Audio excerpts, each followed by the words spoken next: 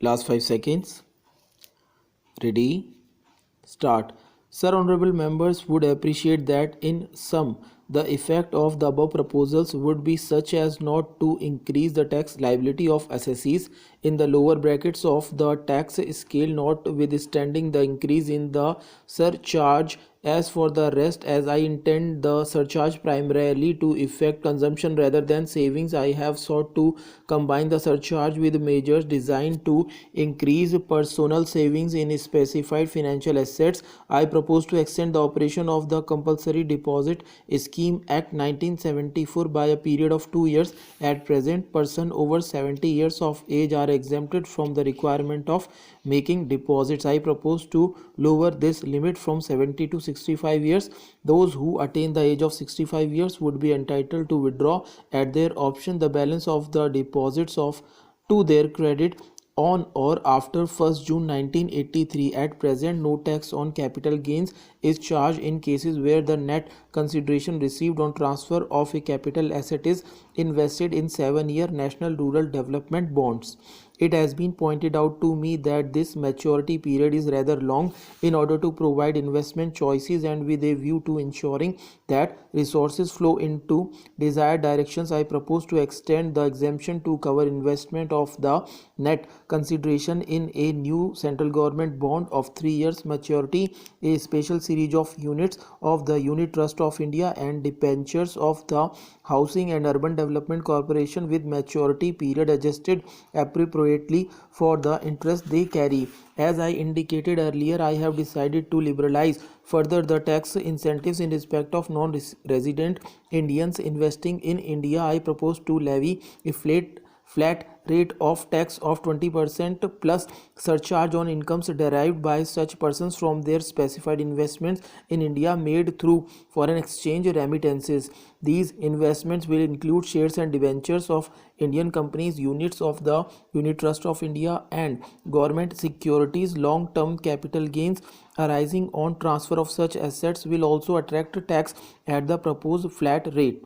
Such incomes will also not be taken into account in computing their other incomes. They would not have to go through the procedures involved submissions of tax returns provided they have no other income in India. I shall now deal with my proposals in recent respect of the corporation tax. Earlier in my speech, I had referred to the need to accelerate the investment through higher internal generation by companies and curbing conspicuous consumption. I believe that both the government and the companies can contribute towards the objective. It has been pointed out to me by several committees and representative organizations of industry that given the rising cost of replacement and modernization, the internal funds available with the corporate sector are inadequate. I find substance in this argument. Accordingly, I propose to increase the general rate of depreciation in respect of plant and machinery from 10% to 15%.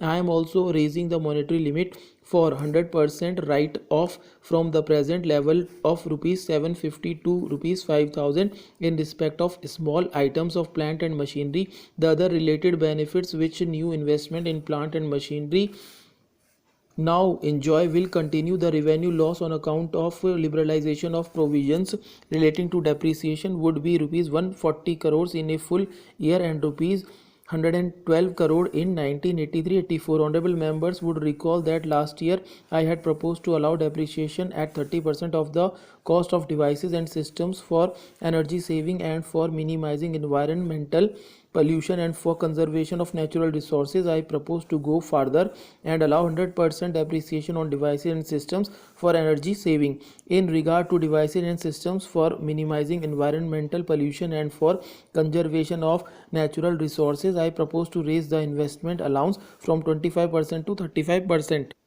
to encourage industries to shift from urban areas and as a measure of decongesting our overcrowded cities and reducing pollution. The capital gain arising from transfer of buildings or lands used for the purposes of business is exempt from tax as if it is used for acquiring lands or constructing buildings for the purpose of business at the new place. I propose to extend the exemption from tax to capital gain arising from transfer of machinery and plant also. I had occasion earlier to refer to the lowering of the interest rate structure as my contribution to the relief being provided by banks, and with view to encouraging production and investment, I propose to reduce the rate of tax charged under the Interest Tax Act to half of the prevailing rate.